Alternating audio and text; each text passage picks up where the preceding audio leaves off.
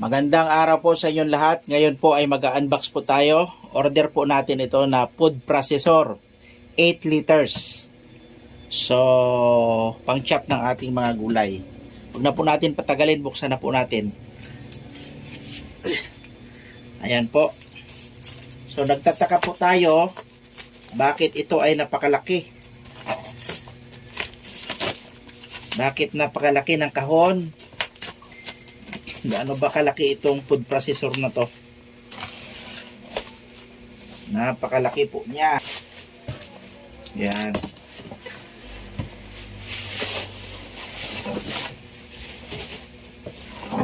Ayan po.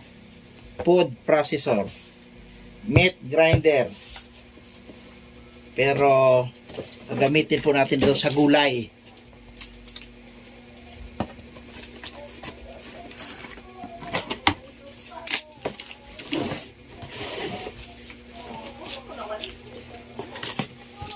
Yan.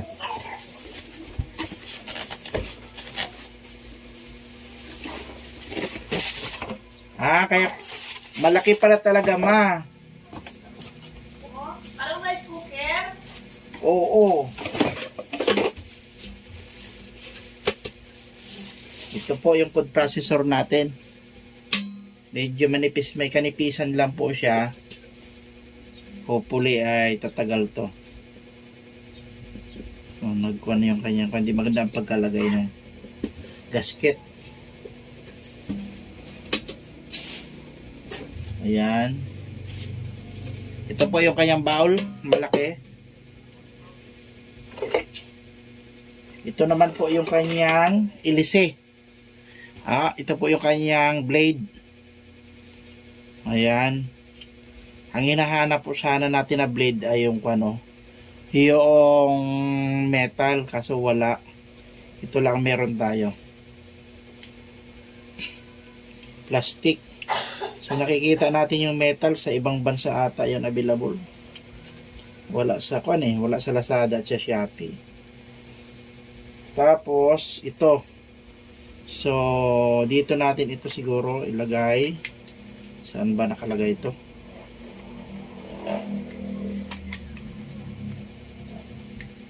Yan, ganyan siguro yan. Oo. Ganyan niya. Yan, yan.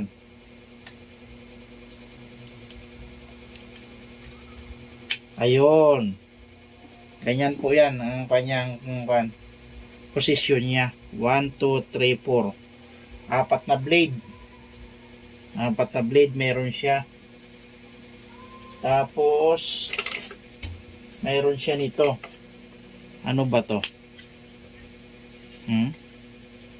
Panggawa ata to ng Panggawa ata ito ng.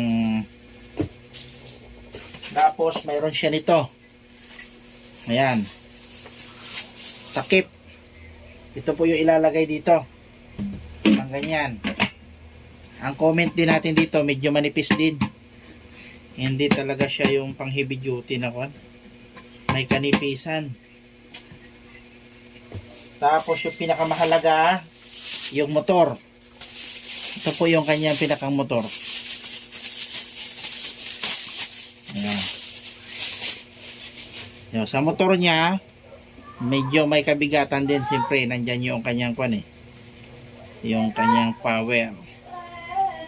Medyo may kabigatan. Ayan.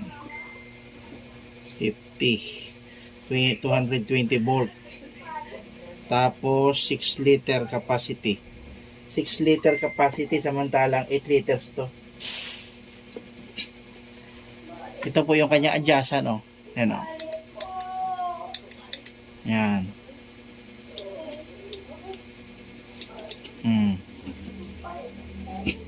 Ita-try po natin yan, Tapos kailangan natin na adapter dito. Sakit adapter. Siya may konting instruction manual tayo dito. Ayan.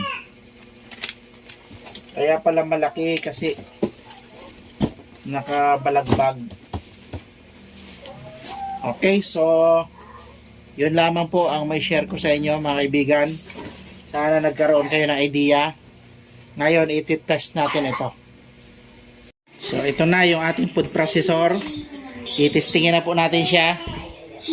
At kung okay yung ating nabiling food processor. Testingin natin. Ayan na po, oh. Lakas po niya, oh. Pwede rin dito.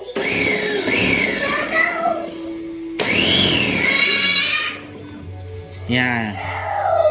So, approve po yung ating nabili. Ayos.